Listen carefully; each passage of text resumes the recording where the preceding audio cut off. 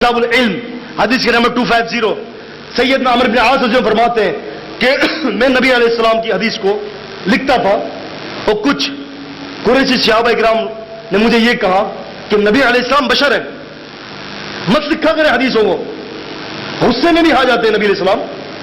انہوں نے کہا کہ میں نے حدیثوں کو لکھنا چھوڑ دیا اور نبی علیہ السلام سے میں نے دریافت کیا کہ اے اللہ کے رسول صلی اللہ علیہ وسلم، کچھ صحابہ یہ کہہ رہے ہیں کہ ہم آپ کی حدیثوں کو لکھنا چھوڑ دیں۔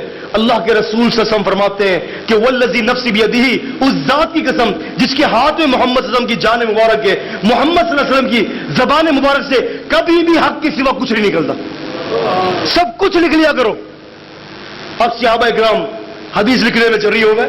پہلے نبی علیہ السلام نے منع کیا تھا کہ آپ حدیثوں کو نہ لکھیں، وہ حکم منسوخ کر دیا اس لیے کہ نبی علیہ السلام یہ احتیاط برتوانا چاہ رہے تھے کہ قرآن اور حدیث میں آپس میں اختلاط نہ ہو جائے، ایک دوسرے کے ساتھ مل نہ جائے، قرآن کو الگ حدیث کو الگ۔ وجہ ہے قرآن مجید آرڈیننس کو جاری کرتا ہے، کس کو؟ آرڈیننس کو، احکامات کو جاری کرتا ہے، اور حدیث اس کا دستور ہے، انسٹیٹیوشن ہے، اس کا دستور ہے۔ دنیا کے کسی قانون کو اٹھا لے، ہمیشہ دستور اور قانون کو الگ الگ بیان کیا گیا ہے، تو نبی علیہ السلام نے بھی دستور کو الگ بیان کیا اور اس کی قانون کو بھی الگ بیان کیا۔ حدیث اس کا قانون ہے۔ اسی طریقے سے صحابہ اکرام اگر حدیث سے نہ بھی لکھتے تو صحابہ اکرام کو مسئلہ نہیں بنتا۔ اب کو معلوم ہے اگر صحابہ اکرام حدیث سے نہ لکھتے تو مسئلہ نہیں بنتا صحابہ اکرام کو۔ پوچھے کیوں؟ وجہ اس کی، اس لیے کہ اگر میں آپ سے پوچھوں آپ سب کو کہ آپ سب کو قرآن حفظ ہے، آپ بولے کہ نہیں ہے، تک نہیں ہوگا۔ میں اگر آپ سب سے پوچھوں کہ آپ سب کو پتا ہے کہ ابھی جو میں نماز پڑھاؤں گا جمعے کی وہ کتنی رکعت ہے، سب کو معلوم ہوگا، 2 ہے، معلوم ہے نا۔ اگر میں پوچھوں کہ ظہر کے کتنے فرض ہیں، آپ بولیں گے 4 ہے۔ میں آپ سے پوچھوں فجر کی سنتیں کتنی ہیں، آپ بولیں گے 2۔ فجر کے فرائض کتنے ہیں، 2۔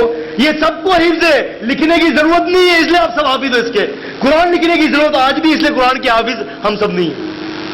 تو سنت کے حافظ بھی نبی علیہ السلام کے دور میں موجود ہوا کرتے تھے، لہذا ایسا ہوا کہ نبی کریم صلی اللہ علیہ وسلم کے وقت میں حدیثوں کو لکھا جا رہا تھا۔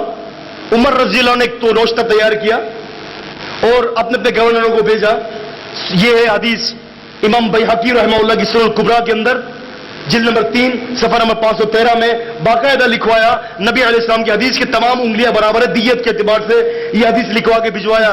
صحابہ کرام نے حدیثیں لکھی، ابو ہریرہ رضی اللہ عنہ نے بعد میں نبی علیہ السلام کی وفات کے بعد حدیثوں کو لکھا، پہلے حفظ کرتے تھے لیکن بعد میں لکھوایا۔ کوئی تعارض نہیں ہے، بعض لوگ یہ تعارض سمجھتے ہیں کہ بخاری میں تو آتا ہے کہ وہ حفظ کرتے تھے اور جامع البیان مطلع کے اندر آتا ہے کہ وہ لکھتے تھے، تو تعارض کو رفع کیا ہے حافظ ابن حجر رحمۃ اللہ علیہ، خود امام ابن عبد البر رحمہ اللہ نے وہ یہ کہتے ہیں کہ پہلے یاد کرتے تھے، نبی وسلم کے انتقال کے بعد حدیثوں کو لکھنا شروع کر دیا تھا، تو لہذا تعارض کی کوئی چیز نہیں ہے۔ تو صحابہ کرام حدیثوں کو لکھا بھی کرتے تھے، اور بسا اوقات ایسا ہوتا کہ صحابہ اکرام رضی اللہ عنہ اجمعین کو نبی کریم صلی اللہ علیہ وسلم نے خاص کسی کام پر مامور کیا تھا۔ 40 کاتبین وحی تھے، کتنے تھے؟ 40 کے قریب کاتبین وحی تھے جو نبی علیہ الصلوۃ والسلام کی احادیث کو لکھا کرتے تھے، مختلف زبانوں کے اندر لکھا کرتے تھے، خطوط لکھا کرتے تھے۔ نبی علیہ الصلوۃ والسلام نے بڑے بڑے وڈیروں کو خط لکھے، بڑے بڑے وڈیروں سے میٹنگ کی نبی علیہ السلام نے، اس وجہ سے کہ یہ اسلام پوری دنیا کے اندر پھیل جائے اور اسلام کا بول بالا ہو جائے، اسلام یونیورسل اور گلوبل ہو جائے۔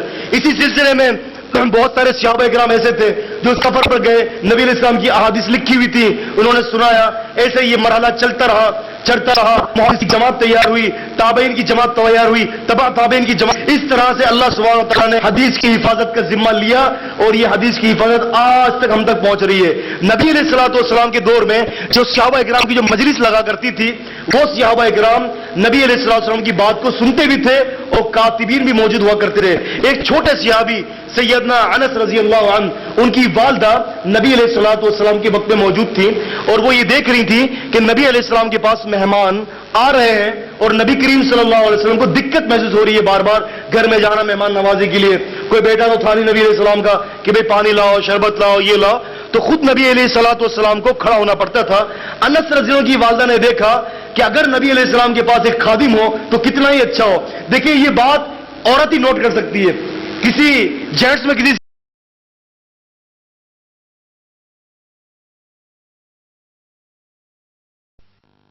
اللہ کے نبی صلی اللہ علیہ وسلم کو انہوں نے دے دیا کہ اللہ کے نبی یہ رکھیں، یہ بچہ لکھنا پڑھنا جانتا ہے اور دوسری بولیوں کو بھی جانتا ہے، اللہ کے نبی صلی اللہ علیہ وسلم آپ ان کو اپنے پاس رکھیں۔ اب انس رضی اللہ عنہ نبی علیہ السلام کی حدیث کو لکھ رہے ہیں، نبی صلی اللہ علیہ وسلم کی حدیث کو دیکھ رہے ہیں، لکھنے کے بعد نبی علیہ السلام کو پریفیس کے لیے، نظر ثانی کے لیے دوبارہ دکھاتے اور سناتے اللہ کے نبی صلی اللہ علیہ وسلم کو، جہاں غلطی ہوتی اللہ کے نبی صلی اللہ علیہ وسلم روک دیتے، جہاں غلطی نہیں ہوتی اللہ کے نبی صلی اللہ علیہ وسلم جاری کروا دیتے۔ لیکن یاد رہے اس کے ساتھ ساتھ ایک اشکال کا ازالہ بھی کرتا چلوں کہ نبی علیہ السلام کو لکھنا نہیں آتا تھا، مرتے دم تک نبی علیہ السلام کو لکھنا نہیں آتا تھا۔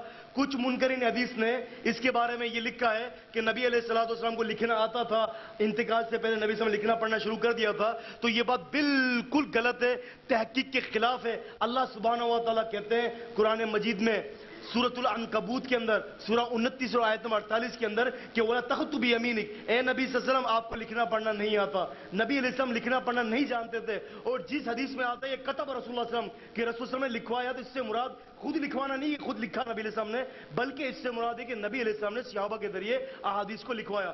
اس بات کے اوپر تبصرہ کیا ہے حافظ ابن حجر رحمۃ اللہ علیہ نے تلخیص الحبیر کے اندر جلد نمبر 1 کے اندر گفتگو کی ہے، اور مزید اس کے اندر پوری تحقیق شامل ہے۔ ہماری فاؤنڈیشن کی طرف سے ایک کتاب آ رہی ہے فضل الباری دفاع عن صحیح البخاری کے حوالے سے، اس کے اندر اس مسئلے کے اوپر محقق حقیر نے اس کے اوپر ٹھیک ٹھاک بساط کے ساتھ گفتگو کی ہے، تمام دلائل و براہین کا جائزہ لیا ہے کہ نبی علیہ السلام کو انتقال تک جو ہے وہ پڑھنا اور لکھنا نہیں آتا تھا۔ یہی معجزہ تھا کہ جس کو لکھنا نہیں آ رہا، جس کو پڑھنا نہیں آ رہا، لیکن اس نے احادیث کے اندر ایسے ایسے مسائل کو حل کر دیا جو قیامت تک بڑے بڑے سائنسٹسٹ حل نہیں کر سکے۔ مثال کے طور پر ایک حدیث معروف ہے حدیث مسرات کے نام سے، جو بخاری کے پڑھنے کے جو طالب علم ہیں وہ جانتے ہوں گے، علماء جانتے ہیں اس مسئلے کو۔ حدیث مسرات حدیث نمبر 2041 صحیح بخاری کے اندر ہے، 2041 حدیث نمبر ہے۔ اس میں یہ ہے کہ اس جانور کے بارے میں کہ جو آدمی بیچتا ہے فروخت کرتا ہے اس کو دودھ کو اپنے پاس چھوڑ دیتا ہے، رکھ لیتا ہے، اور پھر جب اس کو واپس کرتا ہے تو اس دودھ کی جگہ پر جو ہے وہ کھجورے اس کو دے دے۔ حدیث مسرات سیدنا ابو ہریرہ رضی اللہ عنہ اس حدیث کے راوی ہیں۔ بہت سارے لوگوں نے اسی حدیث کی بنا پر ابو ہریرہ رضی اللہ عنہ کو غیر فقیہ قرار دیا ہے۔ غیر فقیہ استغفر اللہ العظیم کہ ان کے اندر دین کی سمجھ ہی نہیں تھی۔ اس لیے وجہ کیا ہے؟ کہتے ہیں وہ اس لیے کہ دودھ کی جگہ پر کھجور دے رہے ہیں، دودھ کی جگہ پر کیا دے رہے ہیں؟ کھجور دے رہے ہیں۔ تو یہ کون سی فقاہت رہی؟ میں یہ کہتا ہوں، میں ناچیز ہوں طالب علم ہوں حدیث کا، میں یہ کہتا ہوں کہ الحمدللہ یہ حدیث بہترین حدیث ہے اپنے اصولوں کے ضوابط کے اعتبار سے، سند کے اعتبار سے اور پائے ثبوت کے اعتبار سے، اور ٹکسالی سند اس کی۔ لیکن ابو ہریرہ رضی اللہ عنہ انہوں نے دودھ کی جگہ پر کھجور دیا، کیوں؟ میں سمجھتا ہوں کہ ابو ہریرہ رضی اللہ عنہ بہترین سائنسسٹ تھے، کیوں کہ انہوں نے دودھ کی جگہ پر وہ چیز دے دی بدلے کے اندر جو دودھ سے زیادہ وٹامنز رکھتی ہے۔ وٹامنز دودھ سے زیادہ کھجور کے اندر ہے، ہم جانتے ہیں کہ وٹامنز دودھ سے زیادہ کھجور کے اندر موجود ہے۔ لہذا ایک چیز کو استعمال کر لیا، اب احسان تو کر رہا ہے نا کہ تم میں بہتر وہ جو ادھار کو قرض کو اچھے طریقے سے ادا کرے۔ ابو ہریرہ رضی اللہ عنہ کی حدیث ہے کھجور دے دو، دودھ کم وٹامنز والی ہے، کھجور زیادہ وٹامنز ہے، تو زیادہ اچھی چیز دے دو۔ تو میں کہتا ہوں حدیث مسرات عقل کے خلاف نہیں ہے، نہ نقل کے خلاف ہے۔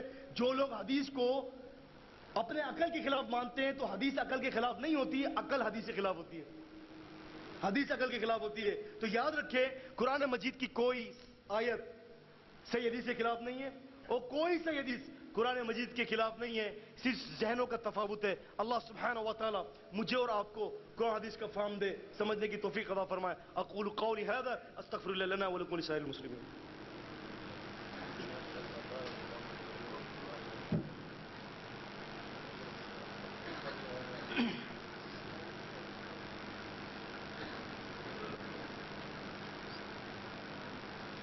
نماز